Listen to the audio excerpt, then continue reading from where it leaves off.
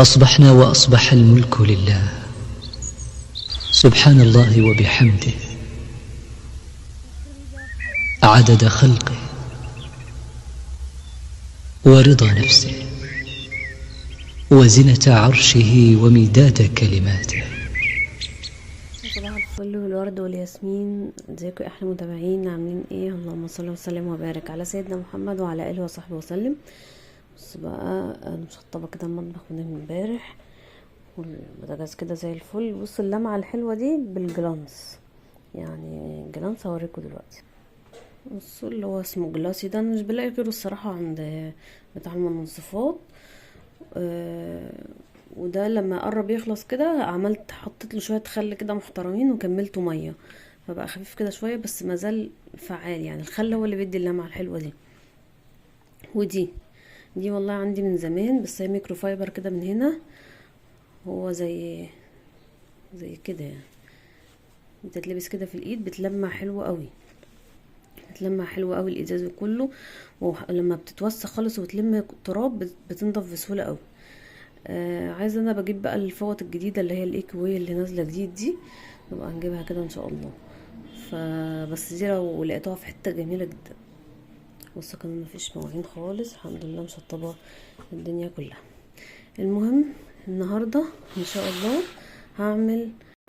هعمل شوربه عدس دفينه. فحضرت 8 كيلو بس من العدس، فلفلايه رومي، اي فلفلايه بس نشيل الحته اللي تحت دي. طماطمايه، انا بحب احط طماطم بتدي تعادل اللون مع الجزر. جزرايه كبيره واحده صغننه كده. بصل، بطاطسايه، بس مش كل الناس بتحط بطاطس، انا احط بطاطسايه صغيره برضو بتديله تقل، بيبقى حلو قوي. فطبعا نعمله من دون شعريه، اعمله زي شوربه كده تتشرب. وكمان ما ننساش التوم، عندي توم المفروض يتحط صحيح يتسلق معاه، بس انا عندي مهروس فهحطه. اجهزهم كلهم بيتحطوا في حله في ميه ويتسلق لغايه ما يستوي. فانا اجهز الحاجات دي كلها واقطعها. عملت كده شويه ميه، احط كده العدس بتاعي بعد ما اتغسل. بص بقى، يعني اكلة الشتاء لما كمان بيستوي بيعمل ريحة حلوة كده في البيت الصراحة.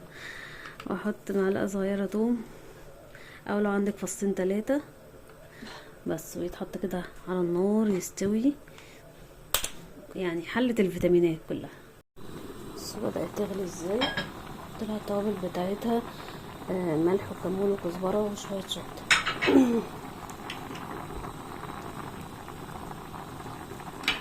وخليها تكمل بقى سوا. ده العدس اللي احنا سلقناه مع بعض، عملته بقى في الخلاط بيتهرس، بس هو تقيل شويه. انا عاملاه شوربه ومش هحط عليه شعريه، احط له بس شويه ميه خف شويه عشان ده شوربه بيتشرب، وهو مازال بيتقل تاني لان انا حاطه له بطاطسايه صغيره. هو ده السر ان هو عمال بيتقل كده. ممكن ما تحطش بطاطس، بس عايزه اقول لكم مفيد جدا الصراحه.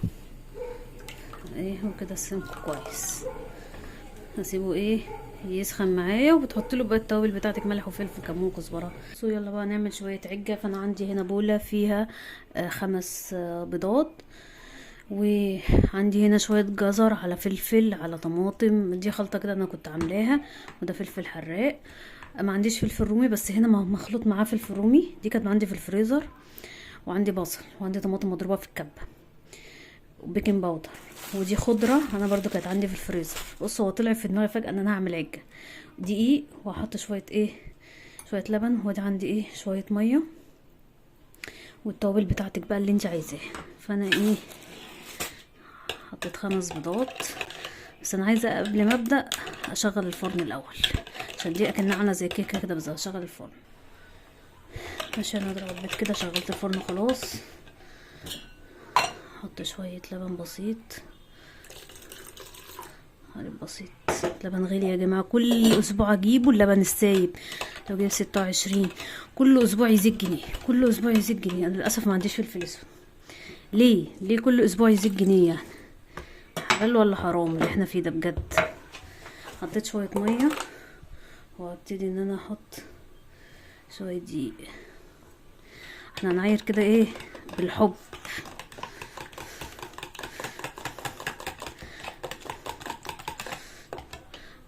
احط شويه دقيق كمان.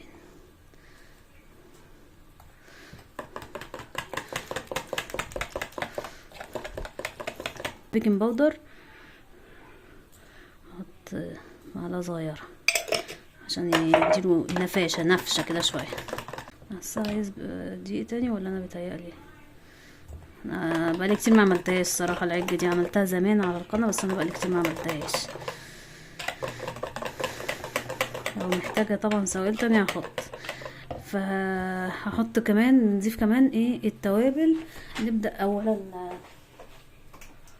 مبدئيا عايزه اقول لكم الغطا بتاع دي اتكسر. يلا الحمد لله قدر الله ما شاء فعل. مش عايزه املح عشان زوجي بيقول لي كل شويه انت بقيتي تكتري الملح. نبدا بقى نصفر، وهكمل بقى بقيه التوابل، كمون وكزبره وكله. هصفر بقى نصفر البصل. واحط شويه زيت، انزل بالبصل. بصل انا ضربت الكبه بس عادي. مش عارفه دول الكبار كده ليه، اشيلهم ولا البصل غالي اسيبهم؟ هسيبهم. الكبه محتاجه اجيب والله كبه كبيره، عشان الكبه الصغننه اللي عندي مش بتضرب كويس. لو حطيت كميه مبقتش تضرب كويس الصراحه. علي بقى ننزل بشويه الملح عشان ايه يدبل لنا الدنيا هنا. ايه البصل اصفر، هنزل ده جزر ومعاه فلفل رومي مضروبين ومعاهم توم. دي خلطه انا كنت عاملاها البتنجان، بس انا احتاجتها بقى دلوقتي. ولما بحط حاجه في الفريزر في الغالب بحتاجها والله. الجزر ده مضروب في الكب، عشان كده هتلاقوه ناعم كده، ومعاه فلفل رومي. شايفين اللون الاخضر ده؟ معاه فلفل رومي. فهي العجه بتحتاج خضار كده مغذيه. ايه هتبقى مغذيه ان شاء الله. بقالي كتير ما عملتهاش، والبيض غالي، بس قلنا ايه نضحي بالخمس بيضات دول. تحطي 5 6 يدبل كده ايه مع نفسه. وانا كمان ضربه ايه طماطم في الخلاط، وده عليه شويه توابل برضو، فانا مش عايزه اكتر توابل. انزل طماطم مضروبه في الكبه تديلي لون حلو. ماشي، هسيبها سيكه، وبعد كده هنزل الخضره في الاخر قبل البيض. تمام، عشان الخضره ما تغيرش لونها بس. طيب هضيف بقى ايه الخضره ده؟ شبت وبقدونس وكزبره، نص حزمه من كل حاجه، ويدوبك قطعتهم حطيتهم في كيس او تحطيهم في علبه وتدخليهم الفريزر. بينفعوا بقى في اي حاجه الصراحه. طيب انا هطفي على الخليط وابتدي ان انا انزل ده، وتخش على الفرن مباشره. مش هسوي من فوق خالص، تدخل الفرن لغايه ما يستوي زي الكيكه كده. تمام. فانا حطيت له ملح، واصلا الخلطه اللي انا حطيتها دي بتاعه الجزر عليها التوابل كلها، كمون وكزبره وتوم حلو قوي. شايف اللون؟ يبقى ايه تبقى عجه ايه 100 لما تدخل الفرن وتطلع اوريها لكم. بصوا بقى العجه بقت عامله زي الكيكه. هتجيبي خله بحطها كده في النص. هي كانت في النص، كانت من شويه يعني شيكت عليها، سبتها 10 دقايق تاني، لان في النص هنا ما كانش استوى هنا استوى. بس شايفين هي خدت اللون محمر كده من فوق. هي عليت سيكه عشان فيها بيكنج باودر، بس تحس ان هي اكنها كيكه مالحه فظيعه. دي كانت اكله الطفوله، دي كانت ماما بتعملها لنا واحنا صغيرين. عجه البيض انا كنت فاكره انها تلزق في الصينيه، بس ما لزقتش. بس لو كنت طلعتها سخنه كانت عشان دي صينيه ستانلس. بصوا عامله زي اكنها كيكه، بس عايزه اقول لكم مفيده جدا وحلوه كمان. لو لسندوتشات او كده خطيره. طبعا هي بس بتاخد 5 بيض، ده عيبها الوحيد. بحطها كده تتسخن في الميكرويف، وجميله جدا. تتقطع زي ما انتم شايفين، عامله زي الكيكه اكنها كده كيكه حادقه. فاللي ما بيحبش البيض يعملها دي. اهي بصوا من جوه عامله ازاي، يعني غنيه بقى، غنيه فيتامينات. خلصنا كده الصينيه اهي يا جدعان. جميله جدا. دي كانت كمان يعني دي ساقعه كده، لو اكلتها وهي سخنه جميله جدا. اللي بتتباع عند محلات الفول والطعميه وكده حلوه قوي. ونضحي بقى ب5 بيضات ونعملها كل فتره كده، قنبله فيتامينات. عايزه اوريكم بقى فكره الاكله من الاكلات اللي ممكن تعمليها وتروحي الشغل كده زي كده تطلعيها. بعمل الحواوشي، بجيب عيش طازه، ده حواوشي على فكره، وبحطه في الفريزر محشي كده جاهز اهو، شايفينه اهو. بحطه كده في الفريزر. انا حاطه في كل كيس في 2. هفككه الاول في الميكرويف يفك، او بتسيبيه تطلعيه بره يفك. بعد كده على طاسه شويه زيت ويمين وشمال كده لغايه ما يتحمر، او تحطيه في زي ممكن زي ما هو مجمد كده، حطيه في فويل وارميه في الفرن. هيفك الاول، بعد كده يبدا يتحمر بقى ويتحمص.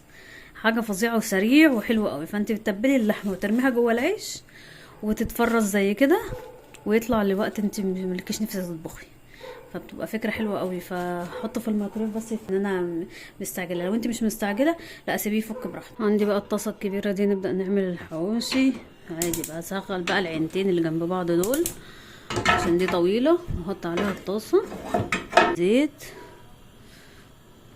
زيت بقى، سمنه as you like. ده شويه سمنه، هي دي السمنه اللي معايا دي مش بلدي، هي دي مخلطه اسمها جولار، بس مش حلو الصراحه يعني. الحاجه الحلوه بطلع ولا لا حلو. مش الحواوشي اهو فك خالص، فابتدي ان انا احطه. الميز الطاسه دي بتاخد 2 جنب بعض كده مرتاحين.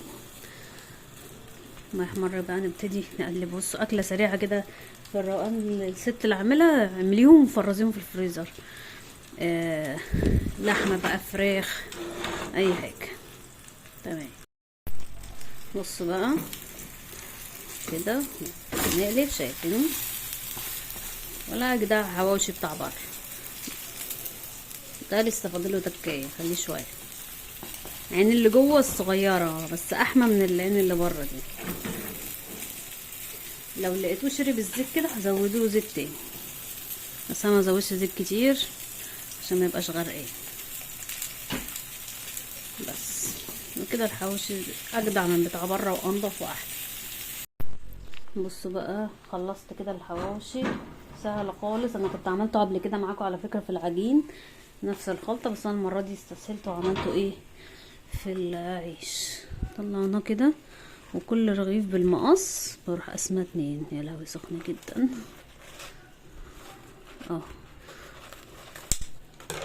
بروح قسمه 2 كده. عايزه اقول لكم هو اصلا كمان طبعا الخلطه الحواوشي بتتحط نيه، فايه العيش بقى بيشرب منها. احط دول في طبق تاني. بص بقى كده الحواوشي، وادي كده ايه شوربه العدس، وادي كده العجه، وادي شوربه عدس تاني. طلع المعالق وكده. ده الاكل بتاع النهارده. ممكن احط عيش مثلا للعجه. العجه دي جميله بقى معاكي في فطار، معاكي في عشاء. الحواوشي طبعا ما فيش مصري ما بيحبش الحواوشي. وعندي شوربه العدس خفيفه، عايزاها تقيله هتحط لها شعريه تتغمس، بس انا مش حباها. بلاقيها عامله زي اكنها كتله. فمتنسوش بقى تحطوا لي رايك وشير وتعملوا سبسكرايب للقناه لو انت اول مره تدخلوها. وده كان الفيديو بتاع النهارده. معلش والله انا مرهقه الفتره دي، عندي مشاكل في الشغل، في شويه حاجات كده ملخبطه في حياتي فبتتظبط، فعشان كده تلاقيني متاخره في الفيديوهات. فهحاول والله بصور حاجات كتير وتلاقيني ايه ما بيبقاش عندي وقت ان انا منتج، بس هحاول انزل لكم ان شاء الله. بس يا رب يكون الاكل النهارده عجبكم. اشوفكم ان شاء الله في فيديو جديد. يلا سلام عليكم. اجمد حاجه بقى نسيناها جنب الاكله دي، يعني انا قفلت الفيديو ونسيت. بتنسي ازاي يا ياسو؟ بص بقى البتنجان المخلل انا بحطه كده، بحطه في علبه كده بس انا طبعا عشان نحطله فلفل رومي وجزر. جربوه بحطوا حته الجزر دي معاه بتبقى فظيعه. وكده 2 الماء عشان يكفي خلينا كده. شايفين الجمال؟ شايفين الاكلات الحرشه؟ هي دي الاكلات اللي المصريين بيحبوها، اللي بتاكل بقى. متنسوش تحطوا اللايك والشير والسبسكرايب. سلام عليكم.